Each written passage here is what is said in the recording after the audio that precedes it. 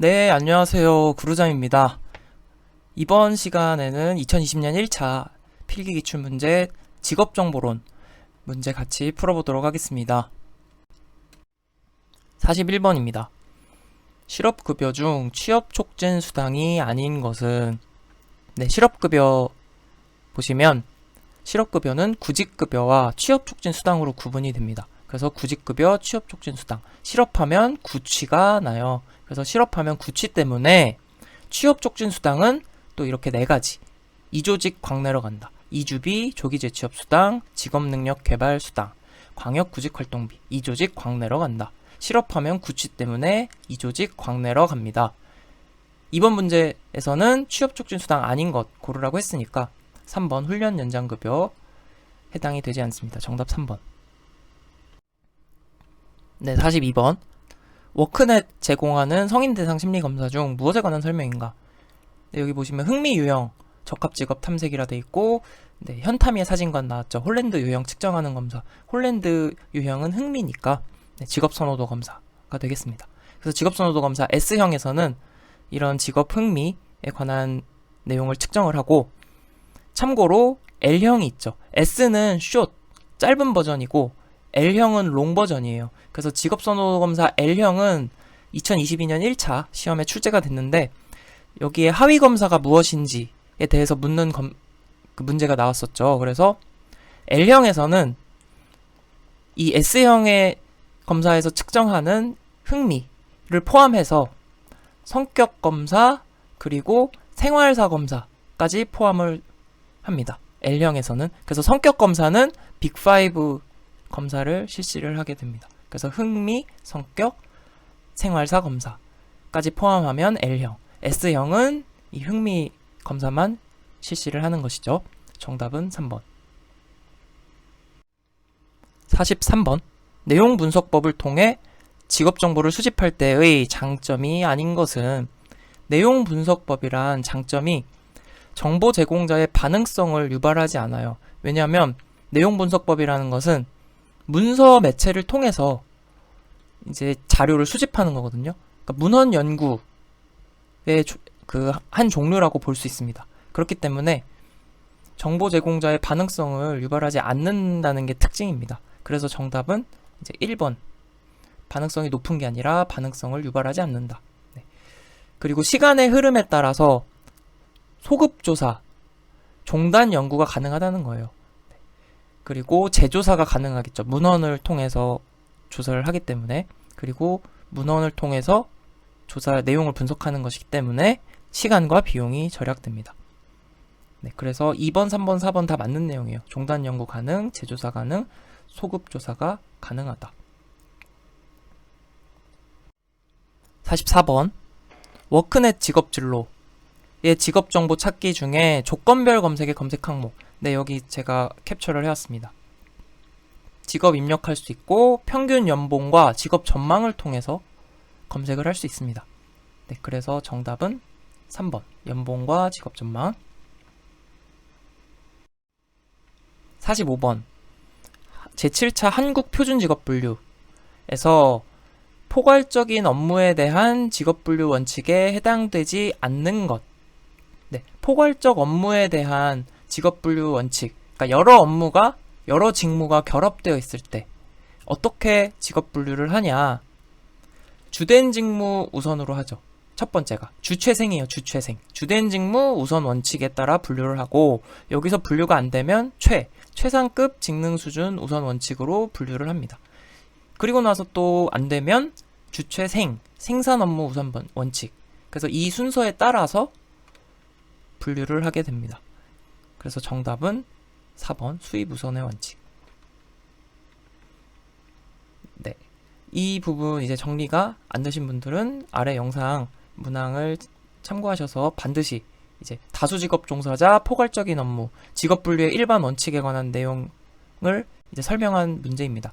그래서 이 내용 반드시 복습하시고 넘어가시기 바랍니다. 46번. 직업안정법령상 직업안정기관의 장이 수집 제공하여야 할 고용정보에 해당하지 않는 것은, 직업안정기관이라고 하면 직업 안정 행정을 담당하는 기관입니다. 간단히 생각해서 고용복지센터를 떠올리시면 돼요. 고용복지센터에서 어떤 정보들을 제공하나요? 네, 경제 및 산업 동향, 구인 구직 정보, 직업 관련 정보 등을 제공을 하죠. 하지만 직무 분석 방법 절차는 제공하지 않습니다. 정답 1번. 47번. 직업 정보의 가공에 대한 설명으로 가장 적합하지 않은 것은 직업 정보 가공. 1번. 효율적인 정보 제공을 위해 시각적 효과를 부과한다. 그렇죠. 정보를 공유하는 방법과도 연관을 해야 됩니다. 그래서 공유하는 방법에 맞게 정보를 가공해야 합니다. 3번. 긍정적인 정보를 제공하는 입장에서 출발해야 한다.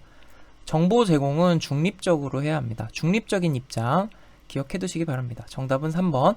4번. 정보의 생명력을 측정하여 활용 방법을 선정하고 이용자에게 동기부여할 수 있도록 구상한다. 그렇죠. 정답은 3번. 48번입니다. 제10차 표준산업분류 중 어떤 산업분류인가? 작물 재배 활동과 축산 활동을 복합적으로 수행한대요. 그리고 그중 한 편의 전문화율, 한 편이라고 하면 작물 재배 활동 또는 축산 활동 중에 어느 하나가 전문화율이 66% 미만이라는 거죠. 이런 경우에는 이제 정답은 3번인데요. 그냥 암기를 하시면 돼요. 근데 이해를 하시면 더 좋겠죠. 복합적으로 수행하는데 둘 중에 전문화율이 어느 한쪽이 압도적이지가 않다는 거잖아요. 66% 미만이라는 건. 그렇기 때문에 이제 복합적이다. 그래서 복합농업 이렇게 기억을 하시면 되고요.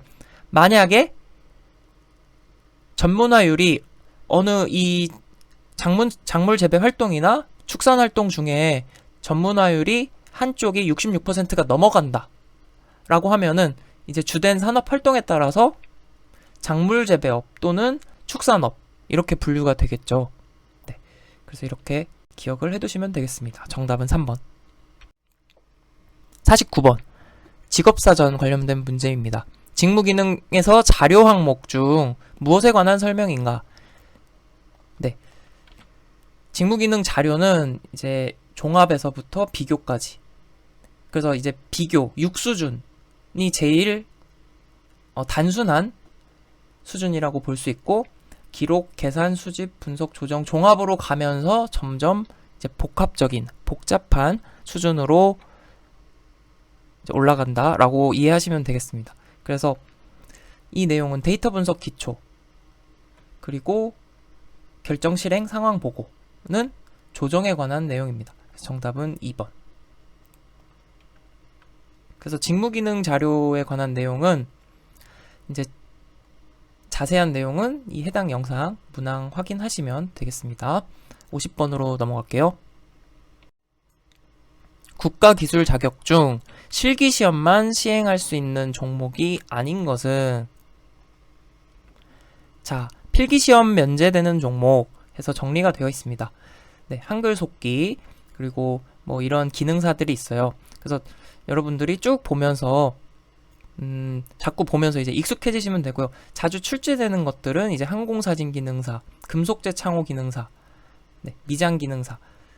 이 내용은 이제 좀 빈번하게 나왔던 내용이에요. 정답은 3번. 로더 운전 기능사는 네, 실기시험만 시행할 수 있는 종목이 아닙니다. 넘어갈게요.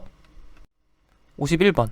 제7차 한국표준직업분류상 다음 개념에 해당하는 대분류는 일반적으로 단순, 반복, 네, 단순, 반복, 때론 육체적인 힘 하면은 바로 단순 노무 종사자가 나오면 되겠습니다. 근데 나머지 내용 간단히 살펴보면 수작업, 간단한 수작업, 공구나 진공청소기, 전기장비 이용한다. 그리고 기억해 주셔야 될 게 제1 직능 수준, 그리고 초등이나 기초적인 교육, 네, 단순 노무 종사자에 해당되는 내용이 되겠습니다.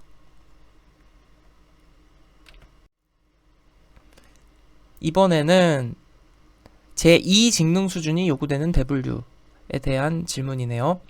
자, 보시면 대분류별 직능 수준 해서 대분류가 1부터 9까지 있고 A, 군인이 따로 분류가 되어 있죠.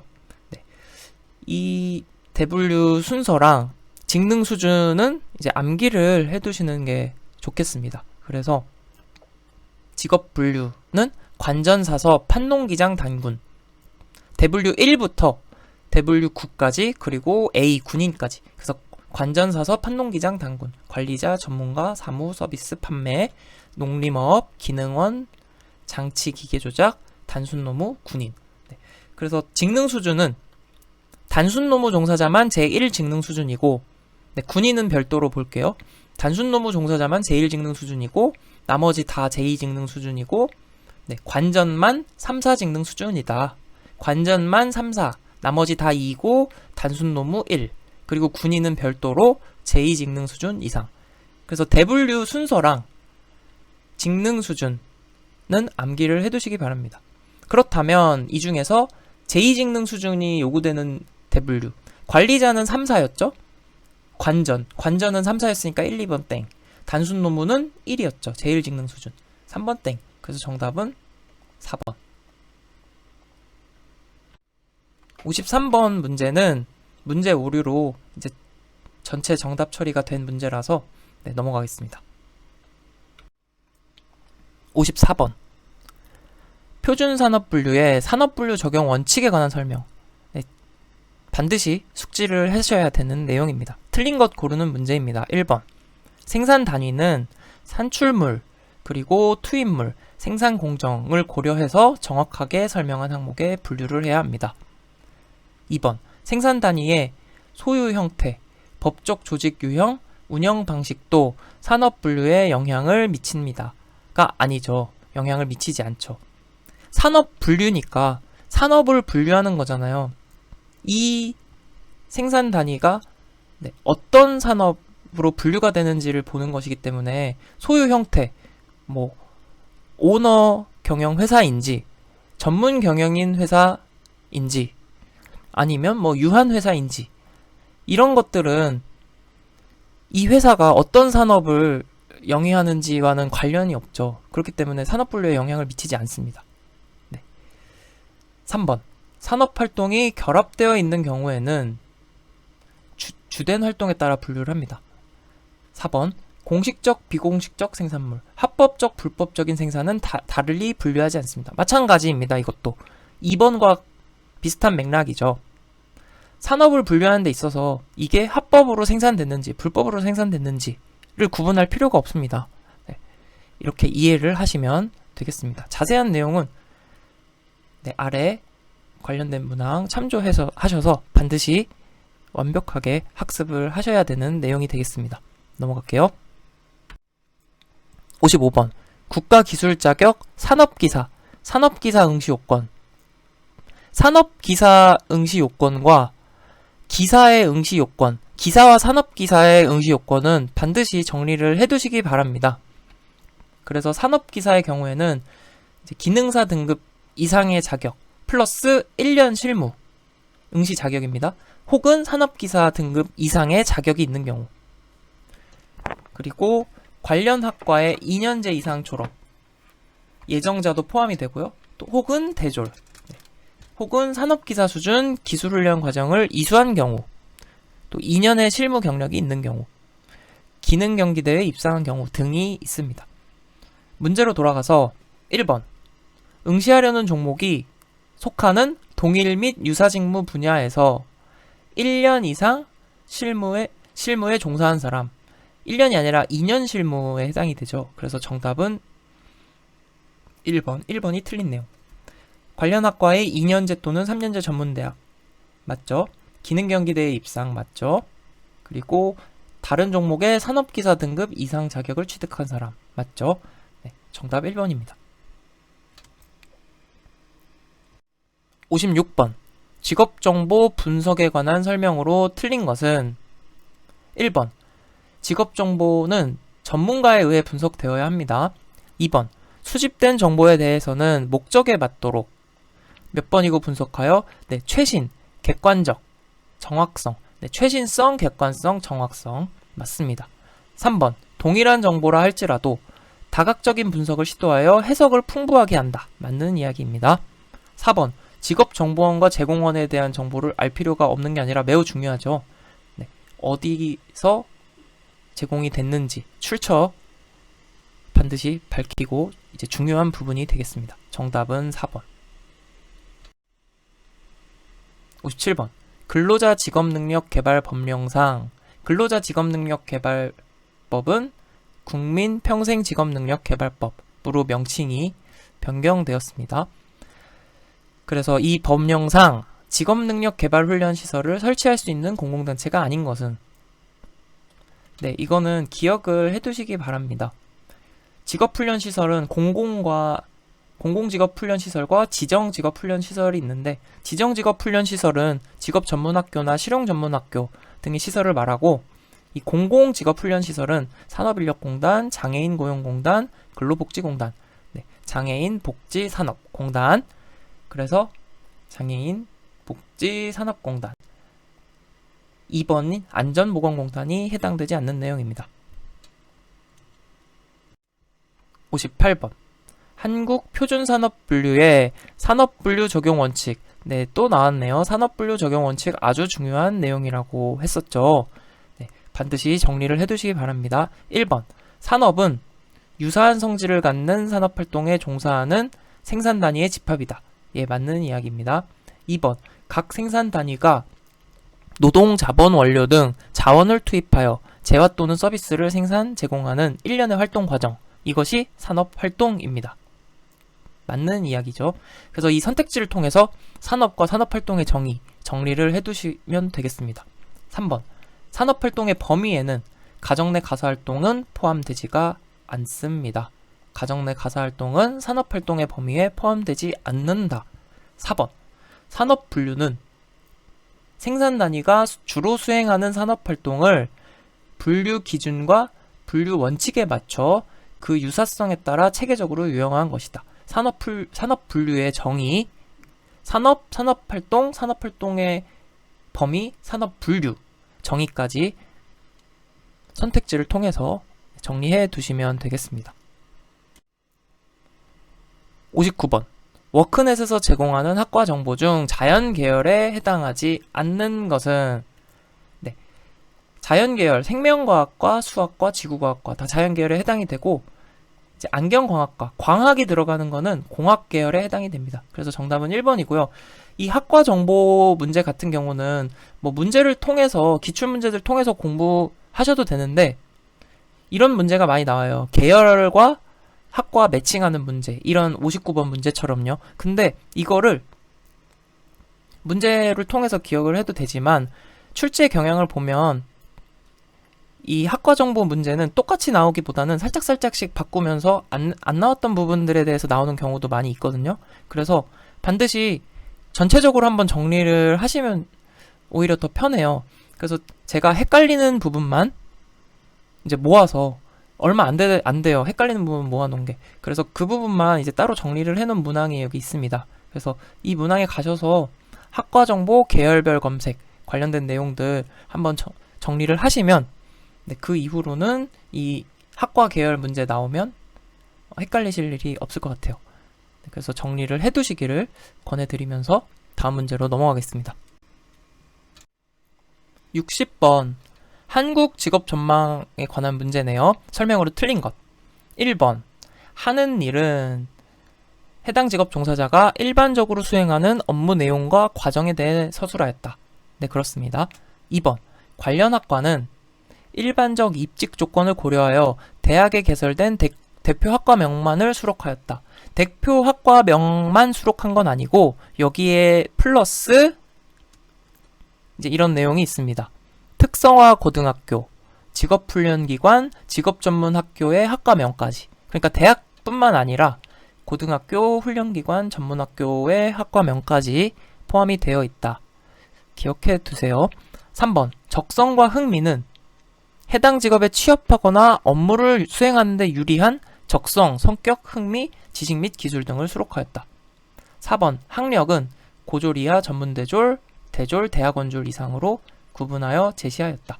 그래서 직업 전망에 제공하는 정보들, 하는 일, 관련 학과, 적성, 흥미, 학력, 이 선택지를 통해서 정리를 하시면 되겠습니다. 여기까지 해서 직업 정보론 문제 공부 같이 해봤고요. 오늘도 이렇게 여러분들과 함께 공부할 수 있어서 정말 감사드립니다. 문제풀이 하는 도중에 여러분들이 몰랐던 내용들, 그러니까 정리가 안 된, 이론 정리가 안 된 내용들이 있었다면 그냥 넘어가지 마시고 이 문제 하단마다 제가 관련된 이론을 설명한 영상, 문제 번호를 남겨놨어요. 그러니까 그걸 확인하시고 반드시 제가 강조했던 문제들은 특히 이론 내용을 정리하시기를 바라겠습니다. 네, 정말 고생 많으셨고요. 다음 사과목 영상에서 다시 돌아오도록 하겠습니다. 감사합니다.